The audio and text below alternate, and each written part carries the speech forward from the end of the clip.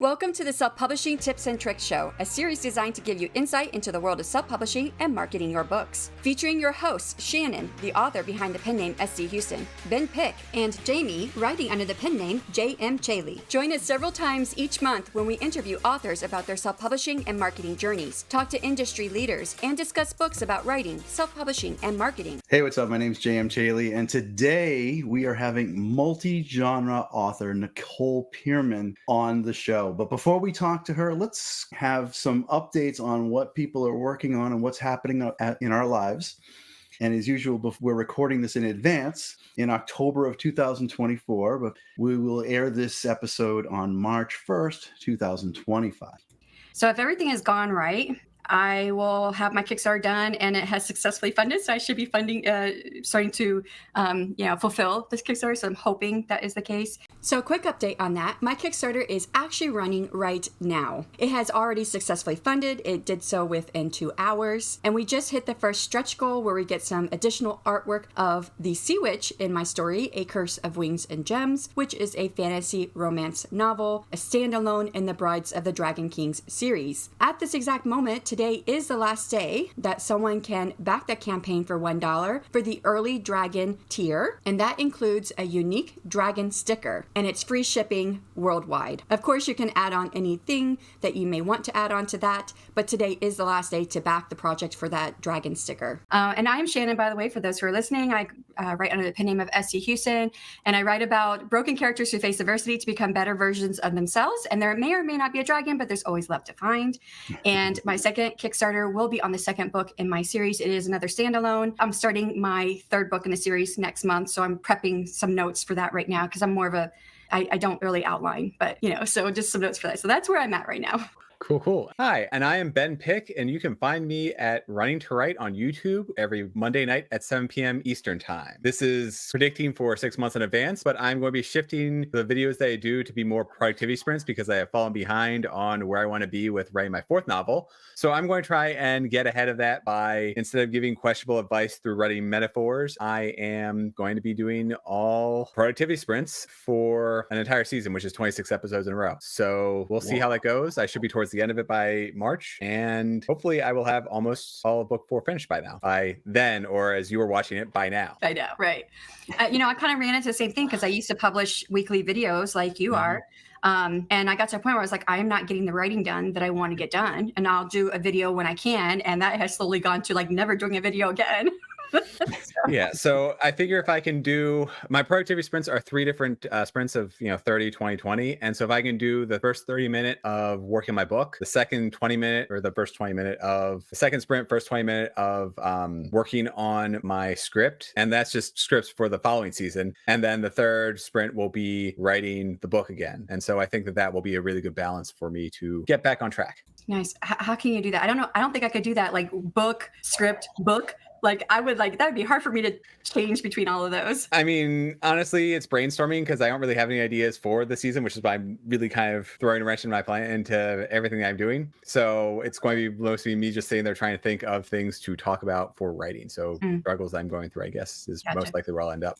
And as I mentioned, I'm J.M. Chaley, and recently I finished the first draft of my second book, my second installment of the Unlife of Lisa Cooper series. I'm very excited about this. I've actually begun work on a project that I'm not ready to announce yet. It's going to take up a lot of my time going into through the end of this year and into next year. I'll announce more of it later. Probably by the time this airs, I've probably already spoken about it, hopefully. But in regards to the Unlife of Lisa Cooper Book 2, by March, I hopefully will have gone through, critique partner process, maybe some beta reader process, and start wading into that zone, start teeing up editors and things like that. So hopefully on target to release that book maybe in summer or fall of 2025 if everything goes well. So we'll see. Nice. You sound like me, like this time last year where I was like, I have something secret going and nobody knows yet. I don't even want to tell nobody. That was my first Kickstarter, but I was like really scared of like saying it and jinxing myself. Right. Yeah. So as I mentioned earlier, Nicole PIERMAN is with us today. Nicole rocks out to metal. She's obsessed with coffee and obviously loves to write. Writing is part of her DNA. But when Nicole is not writing, she's either baking, reading, or active on her YouTube channel. She also writes under Nicole BRONA for her urban fantasy novels. Hello. Hello. Welcome, Nicole. Would you please you want to take a minute and tell us a little bit about yourself and cover anything we missed? Yes, I am not really, I was going to say new. I'm not new anymore with the writing. I have been writing for a very long time. I'm sure we'll get into that, but self-publishing since 2021, though kind of sort of like ignore Alphabet of Poetry because the publishing date says 2014. I didn't do much.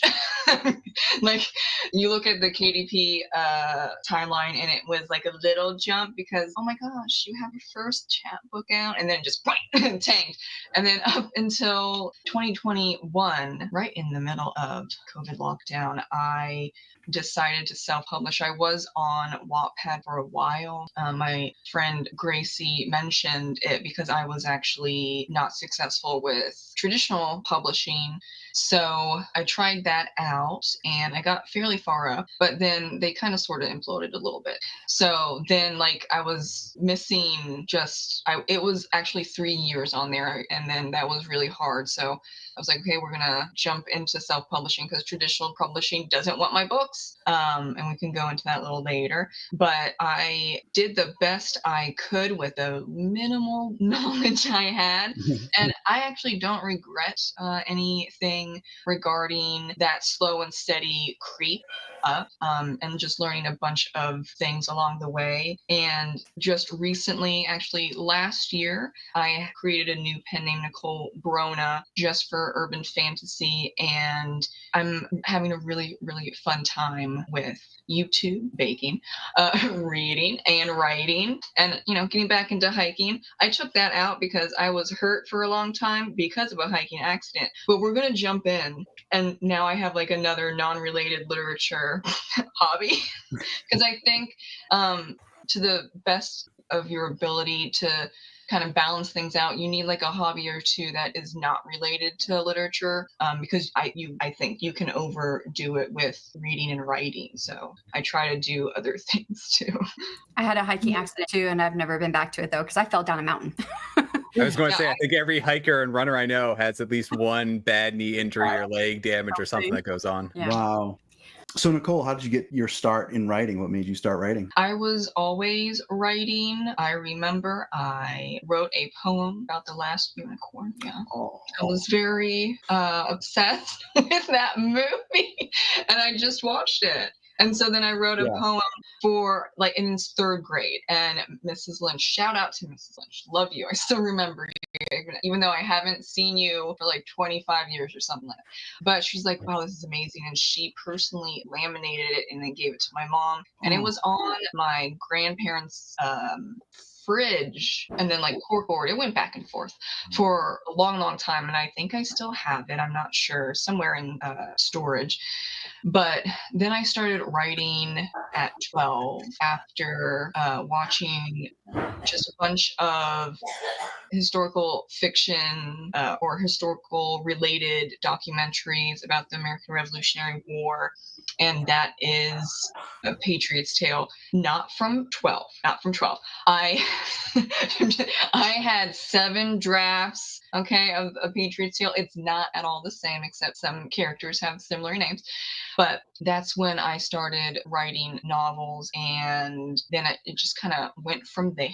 And I did most of my poetry in either my poetry class in community college or during trauma therapy, which that was kind of a way to release trauma from childhood that I wasn't yet able to speak out loud. So that was an exercise, and that created a lot of poems because I wasn't there yet. And then finally, after releasing like 100 poems and my therapist read it, then that's when I could finally speak, and we dove right in. So I haven't written poems since like college, but I think for chapbooks is a great ending to that whole experience.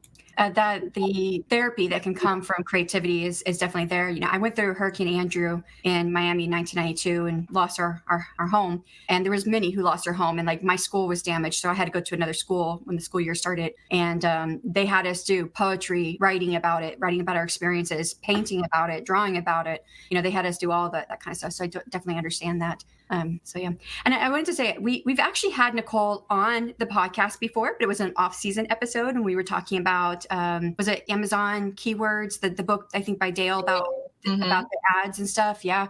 And I didn't remember until just a little while ago that because we could have definitely put some questions in here about Amazon ads because she's been through ad school as part of ad school with Brian Cohen, but we didn't get that in there, so we'll see if we can get to it here in a little while if we've got the time.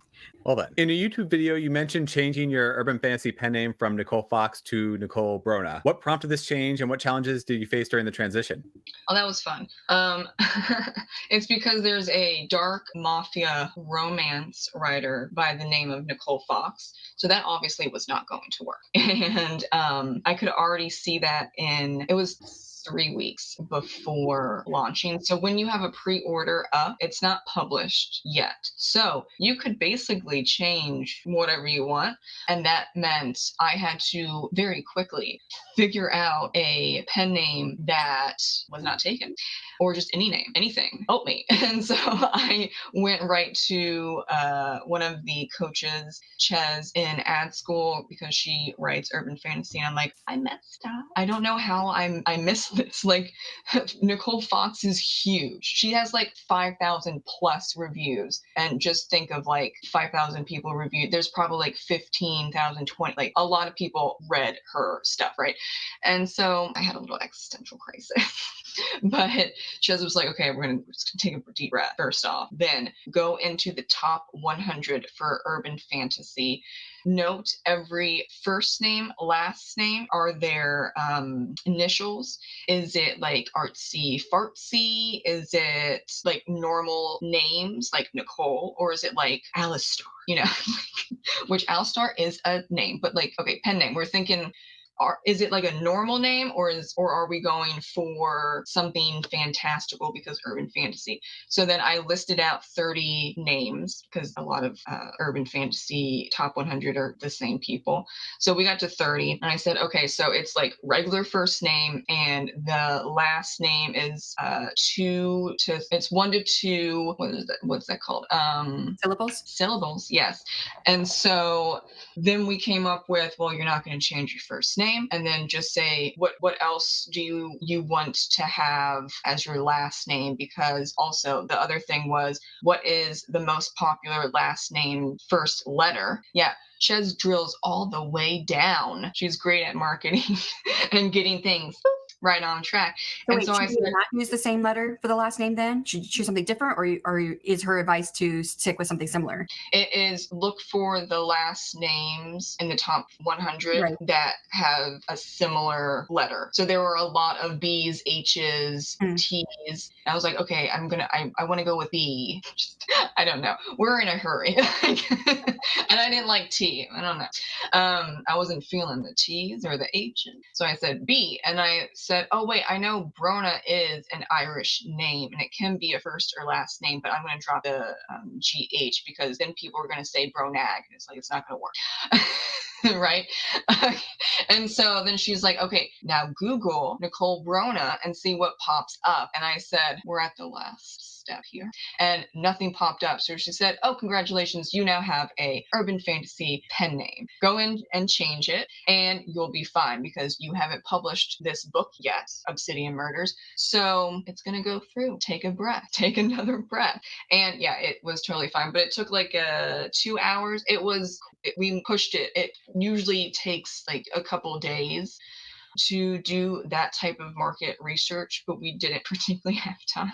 So we pushed it, like we just sped through in 2 hours in direct messages. And I'm just going, and it all worked out. But yeah, definitely look up your pen names so you don't have, for example, a Nicole Fox that dominates everything. That's why it needed to be changed. There was no, oh, maybe. No, it was absolutely 100%. You need to change this right now. And we're going to do the market research to have a pen name that is more in line with urban fantasy, because there are a lot of writers in general, but also especially urban fantasy writers that have pen names and they make it whimsical, fantasy-esque for, various reasons that get into psychology of marketing. So mine's not whimsical or fantastical, other than the last name is Irish. Bloodsworth, the main character, one of the main characters, is an Irish vampire, and Tessa is Irish, so it kind of ties in. But I'm also known to be very vocal about my Irish American heritage. So there was thought behind it and kind of melding both the pen names, so you remember at least one or both connected to me. That's a good lesson for people to learn, for sure. To know to do this ahead of time before they get published. I know I have a similar story, so I definitely appreciate what you went through. So you have Nicole BRONA that you write under, but you are also still writing under Nicole PIERMAN. What made you go ahead and create a second name instead of keeping with Nicole PIERMAN for everything? And how do you manage your different brands with each pen name that you write under? Mm-hmm. Yeah, the only reason I have Nicole BRONA is because urban fantasy does not cross over to poetry, historical fiction, or historical fantasy. And I'm planning to write just an infinite amount of urban fantasy, and that would take over and push down the other books. And it would just confuse the algorithm. The algorithm is smart, but it's not that smart, right? So when the algorithm gets too confused on Amazon, it will stop showing your books, recommending them to people. So I did not want that to happen. I already have an uphill battle with basically all the books under Nicole PIERMAN. Some of them are just semi to market, or they are older books that the trends now people aren't interested anymore. So I didn't want to start that whole uphill battle again with urban fantasy. But in my case, it's really easy because I'm just me with two different pen names, and I'm not hiding it or anything like that. I mention it all the time. It's on my website, and I'm upfront on my newsletter that you're going to get a multi-genre newsletter. If you're not interested, unsubscribe, basically. So I'm not one of the writers where you definitely should do this. For example, if you write children's novels and then you write erotica, you need to, just separate. Or horror. Never mention it. Yeah, nothing. You can't, don't mention that you have those two pen names. You definitely need a different website, different newsletter, all those things different. But in my case, I'm selling myself as my brand, and that includes urban fantasy, especially when I've basically written the urban fantasy as you would if is in the belief system of neo-pagans and Wiccans, which I grew up around and believing up until 25. So I'm not hiding that either. And I mention it all the time. So I didn't feel, even when ad school said you need to separate the two names, that I had to hide anything. Because I do have people that will find me on usually YouTube, word of mouth, Goodreads, Facebook, sometimes Amazon ads. But I will have people that find me and then they'll read all or most of the books. They're just trying to get through the backlog because one book is an entryway. And then on the Amazon sales page and on Goodreads, you can see that there are two names, and then you can click back and forth and it's clear that it's me both times. So I really wanted to not confuse the algorithm because if it's confused, it just gives up. And then also balance out, it's me. So I think I'm doing a good job because I have many people reading across both pen names. And we've had another author on the show before, DL Tillery, and she writes children books and horror books. So she definitely had two different pen names to keep those separate, sure. As both Nicole PIERMAN and Nicole BRONA, what have been your greatest publishing successes so far, and how do they differ between your pen names? I did way more market research for urban fantasy. And that was mainly the title, cover, series name, the correct categories, enticing blurb, pen name, and the 7 KDP keywords, and then also the story within the book. Because you can have all the outside on point, but if the expectations don't meet urban fantasy and your beats are off, then people aren't going to read. They're going to give up halfway through or like the first chapter. So I only needed to do a little bit of tweaking in the first book, Obsidian Murders, because I nearly nailed it. I just had to clean up some stuff. But I think that's because I was obsessed with Buffy the Vampire Slayer and Angel. Not so much Angel, I am Team Spike, but like I watched I watched all 5 seasons of Angel. And then I also am obsessed with Patricia Briggs. And like, so I've gotten urban fantasy under my belt. I can definitely read more. I'm not definitely wanting to read more urban fantasy, but I get the idea of what needs to be in there. And then also the beats of the mystery genre, because it's urban fantasy mystery. So I also had to figure out if I was hitting the correct mystery beats, which I did unconsciously. Thank you so much, brain, because I was just reading so many mystery books. I probably have read over 200 at this point, and I think for a lot of people, after you read a certain amount within a genre and subgenre, it kind of just gets into your unconsciousness. So yay for my unconsciousness. It finally works for me. So I didn't really need to do too much with my urban fantasy books. For poetry, the covers are not to market and the poems themselves are not to market because I have capitalization and punctuation. Yeah. But I'm not changing that, and I'm not changing the covers. So my poetry kind of sort of just sits there. But I knew after doing research, after joining ad school and trying to figure out why the poetry chapbooks were not moving, it's because the covers aren't at all like the top 100.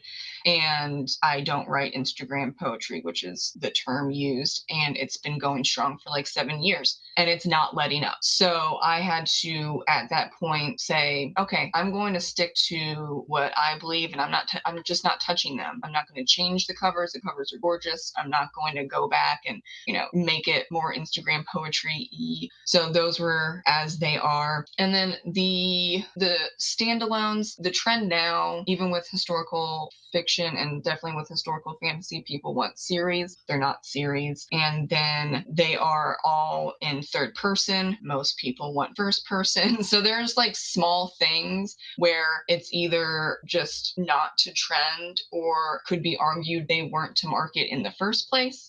But I think when looking forward instead of backwards, I wouldn't change anything. And I know some of my standalones, I guess not controversial, but people don't always understand the reasoning, especially for example, for Danu's Curse. But that was very niche because it's Irish historical fantasy. So it's very catered to Irish fans. And if Irish fans read it, then they'll get it. But other people are just confused. And I'm like, well, I messed that up too. Well, I did the same thing. I did Irish fantasy, and there's no category for Irish fantasy on Amazon. That should have been a big light right there. Yeah. It's definitely a niche, because my second book has a lot of Irish stuff in it. I'll just tell you right now, Lisa Goes to Ireland. So there's just lots and lots of stuff. And, if you know, and if you don't, hopefully it's not gonna. So I definitely appreciate the niche of it all, know? Yeah, and like you can do well in niche categories, but what's happened for a long time, probably like 70s into a couple years after the Troubles were settled and there was a peace, there was a huge obsession with Ireland, and Celtophiles were a big, huge market. But after the Troubles ended, thankfully, the Celtophile interest started to wane, and then Diana Gabaldon came out with Outlander, and now it is Scottish historical fantasy or Scottish historical fiction, and Ireland has just just dropped like a rock in a river. And then also now, which I don't know, I think it might be overtaking Scotland, but now Viking and Norse historical fiction and historical fantasy are now jumping up and probably pushing the Scottish subgenre down. They're kind of neck and neck, but I'm seeing a little bit more with Vikings and just Norse stories overall now. So everything goes up and down. Maybe Irish stuff will come back. I don't know, but it held on for decades, so I'm not sure if it's coming back anytime soon. That's how I found Morgan Llewellyn, who's my favorite author of all time. She was for decades extremely popular because she wrote mainly about Ireland, but also a couple books in Wales. But it's like 95% books about Ireland or set in Ireland, very heavy on the myths and folklore and history. And that's what inspired Danu's Curse. And there are some people that will have read Danu's Curse and they're like, this is very violent. And and I'm like, yeah. Have you read any Greek or Roman retellings? Like they're all violent. I don't know, but I've had to now kind of sort of in a way warn people, and it's an interest. I love the book, but I have to in a way feel out people if they would like Danu's Curse or not, because that is early Iron Age Ireland, so like before Common Era. The things that modern day people would despise, it's normal for them, and then on top of that you've got very violent gods and goddesses. So, but that one, I didn't think that would be a book that I would have to recommend carefully, but it turns out over the years it has been, which you never know. So if you could pass on anything to an aspiring self-published author, what would be the best tip or trick that you would pass on? I would say that you do have to look at yourself and say, what do I really want from writing in general, but then also self-publishing? Because it's really hard. You're doing all the things or you're hiring people to do all the things, but you're still, working with that person, and you still have to make a decision. For example, if you go with another editor or you keep the same editor. So it's really kind of all in your hands, and that can be very stressful. But it also gives you a lot of ability to do what you think is best for your work. But that also means everyone's basically doing different things, and it's not going to be the same for you. So I, for example, would not go on TikTok if I was forced to. Okay. I'm not going on TikTok. I'm not going on Instagram or Twitter. I could be selling more books, but I personally don't want to. But there are many people that absolutely love those social media sites, and they have no problem going on there and interacting with fans and other writers. Does it mean that you have to? No. So I think you have to do a lot of research and see what you want to do and push away the things that you aren't comfortable with, or maybe you've tried for a while and it doesn't work out. And that's totally fine. If it doesn't work for you, it doesn't work. It doesn't necessarily mean you're doing anything wrong. It's just for you and that book or those books at this given time with this amount of money. It's just not working for you. And I think that I know a lot of people have FOMO, fear of missing out, but I think that it's definitely okay to miss out things if you're forcing yourself to do things that you don't want to do just to possibly sell another book or two. So I think that maybe, and I'm not like this, but maybe you are. See, it's stuff that you have to figure out. Maybe you have to make a pro and con list. Maybe you can do an Excel sheet and just just talk to a friend or maybe a mentor and just lay out all the things you want to do and then the things that you don't want to do, or maybe you want to try but you're hesitant. And that's how you can start with a marketing plan. And if it doesn't work out, then it doesn't work out and it's not your fault, and you just move on to the next thing in your Excel spreadsheet or in your mind, because I don't have an Excel spreadsheet, but I just kind of go with it. With such diverse genres, fantasy, urban fantasy, historical, and poetry, how do you balance your writing schedule and marketing efforts across the different categories? I am not writing anything currently under Nicole PIERMAN, so I just share this stuff whenever I think about it. And it's the same for urban fantasy, though. I am going to release the third book, Midnight Murders, in the Midnight Detective Agency in January 2025. So I'll be pushing the first book and mentioning that there's, a new book out. And oh yes, don't forget there's a middle one. There's a second one. It's great. It's in Santa Fe. There's Murderous Fairies. I mean, it's great. But I don't really focus too much of my energy on huge pushes for actually, honestly, any of my books at this point. I will probably do that when there is at least 4 books out for the urban fantasy books, because I have 6 planned. Though I have heard that when you specifically like in mystery, but also in urban fantasy, where if you have 3 books out, then hypothetically, you will have a huge spike because you have proven to your readers that you will in fact release the books that you have promised.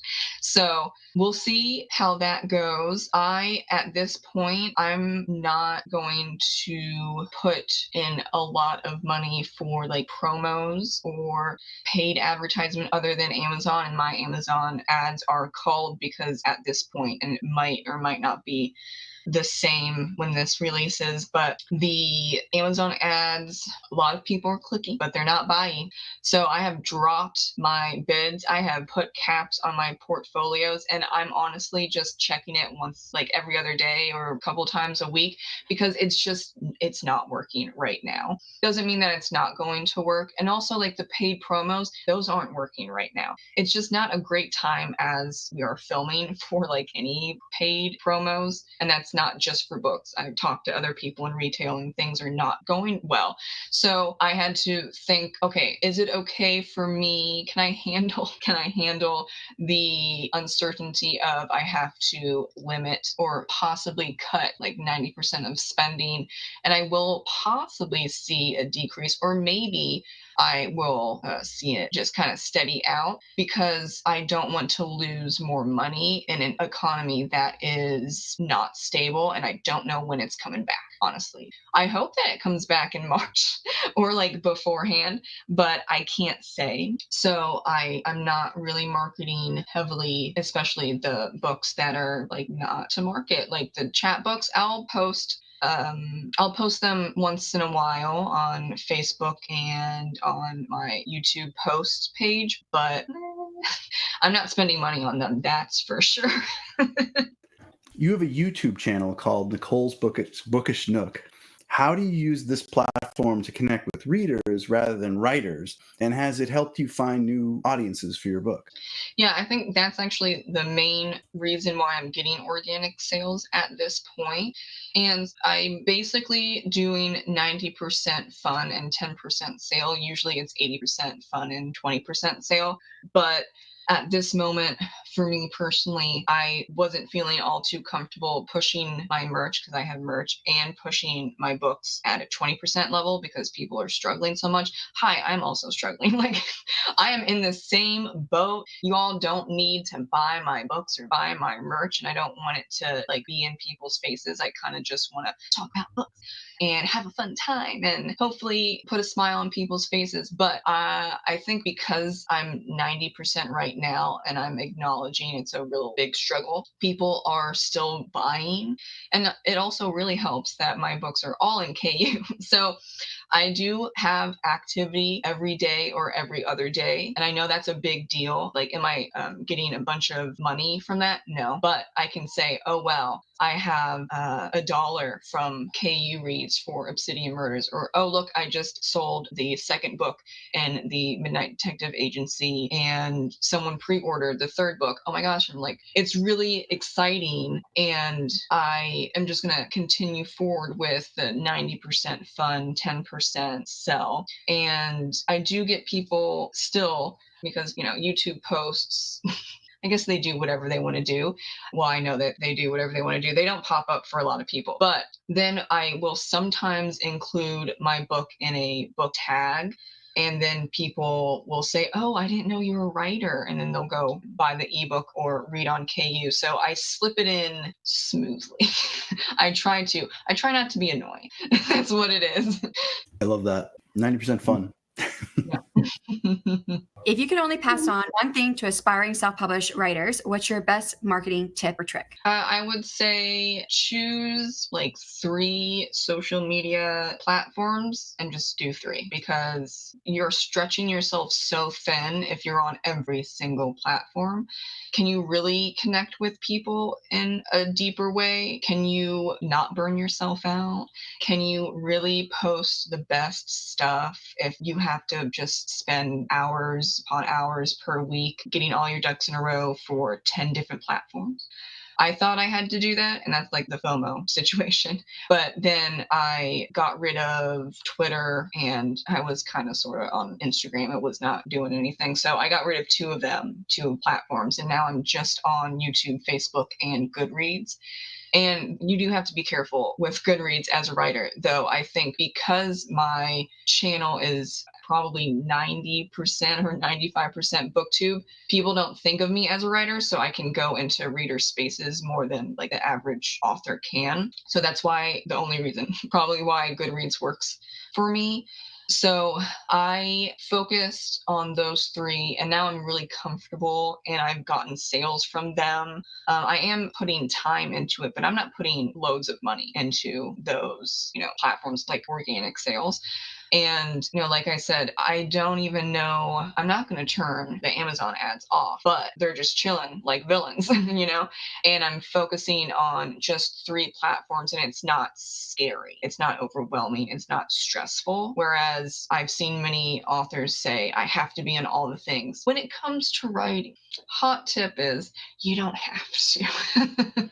You really don't have to do anything. Could you maybe be missing out on a couple sales a month that you're on TikTok? Maybe, but I can't prove that either way. There are plenty of authors that get nothing, and they're just working so hard on TikTok or Instagram. And then what else could you do though? Because then you're on also like 5 other platforms, and you're trying to connect them. And it's just like, I say go with 3. Shifting away from publishing and marketing, what does your typical writing life look like? Do you plan to write for a set period of time every day, or do you have a weekly or monthly word count goal? And how does that factor in with your diverging pen names too? Do you work on one week, one another? How does it work? It doesn't really have any organization. I am what Becca Symes says as a phoenix and an intuitive discovery writer. That's a lot.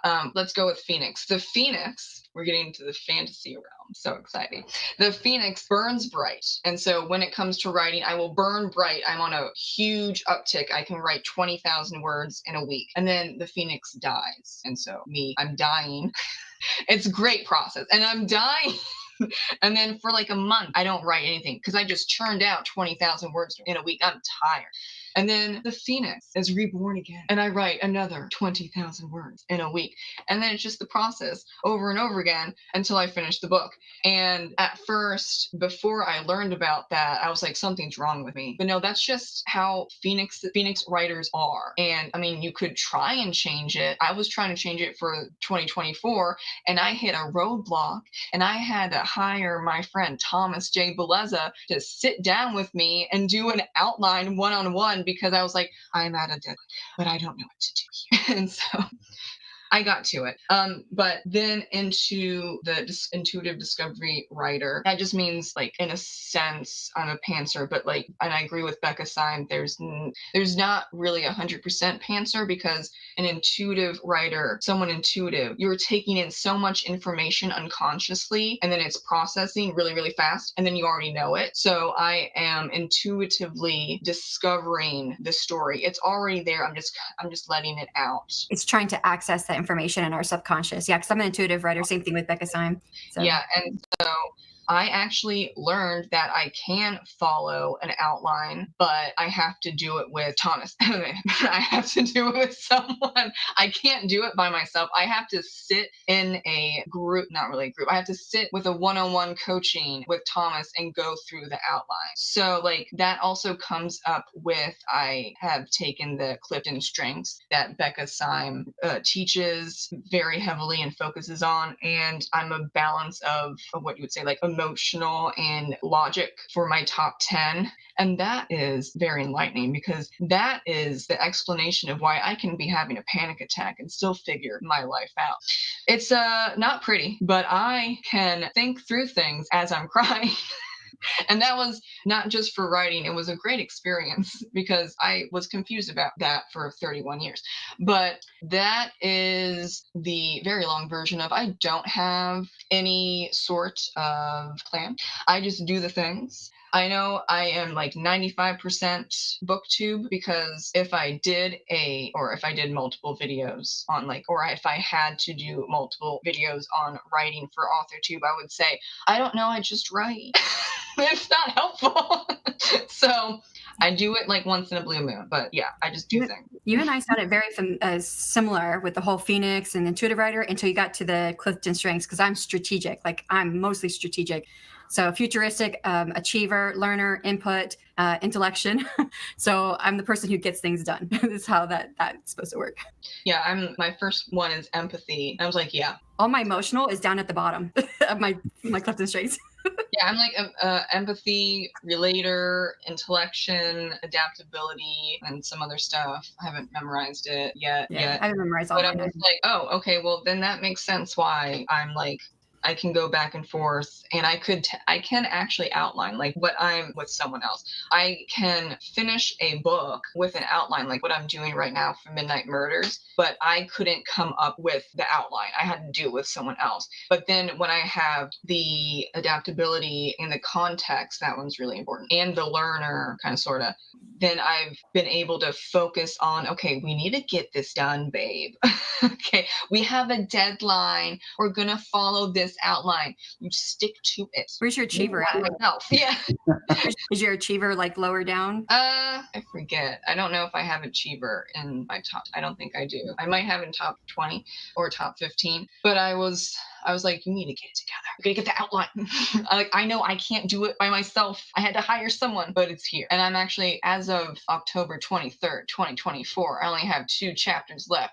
And I wrote all this stuff, all the things, in a month. I'm tired. However, I am burning bright and I'm almost there. And I know for a fact I'm not going to be writing whatsoever for the rest of 2024, because my Phoenix is about to die. But, 2 chapters left. No such thing as habit, other than like, I do have the discipline to sit down and finish stuff. I just don't have, I'm going to write every day or every other day for an hour. I tried that. I burned myself out, and I learned about the Phoenix and all these other things. I'm like, I'm just going to embrace the chaos. And it's been fine so far. But I pushed myself all of 2020, like up until 2 months ago. I pushed myself to try and be something I'm not. And it wasn't because people were being mean or saying that you can't succeed. It was just that learner for Clifton Strengths. I was like, oh, well, I mean, I could write like 3 books a year. What do I have to do? So I'm trying to learn all these things, but I'm pushing away what I am. And then that's when I got stuck and I asked for help. So what's next? What are you working on now? Any projects? Do you have a projected date for the next book or anything like that? Yeah, I have that pre-order for Midnight Murders for January 3rd, 2025. And like I said, I'm only 2 chapters away, so we're good. We are good. That's what I'm telling myself after pushing the pre-order back twice. And yes, I've lost my pre-order with Amazon, but I'm not doing that again. So it was not a huge loss. Amazon doesn't do much with like getting you into trouble or like punishing you other than you lose your pre-order privileges. Now, if I pushed it back again, I don't know what they would do. They might just cancel. So I'm not doing that. But yeah, I'm thinking, I'm futuristic. I'm being psychic. It's so successful. Like I'm having a great time basking January 3rd onwards in the success of Midnight Murders, because it was a hot mess all of 2024. So I'm just trying to be positive.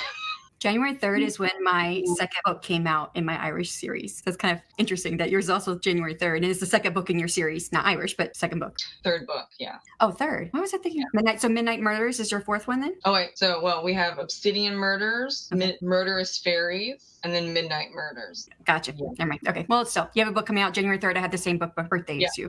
That was the farthest I could push out that like Amazon allowed. So I'm like, we're going to do it. Because I can't do December 3rd. It's not going to happen. Well, you've answered all of our questions. But before we wrap up, tell our listeners where they can find you and where they can get your books. Yeah, you can type in Nicole PIERMAN or Nicole BRONA into the lovely Amazon search bar, and I will pop up.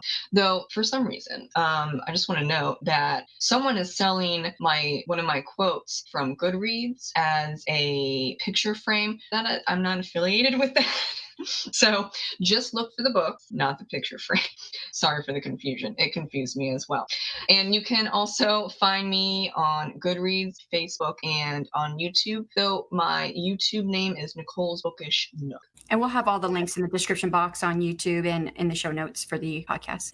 It's great. Well, thank you so much for joining us today and giving us your insight and experience.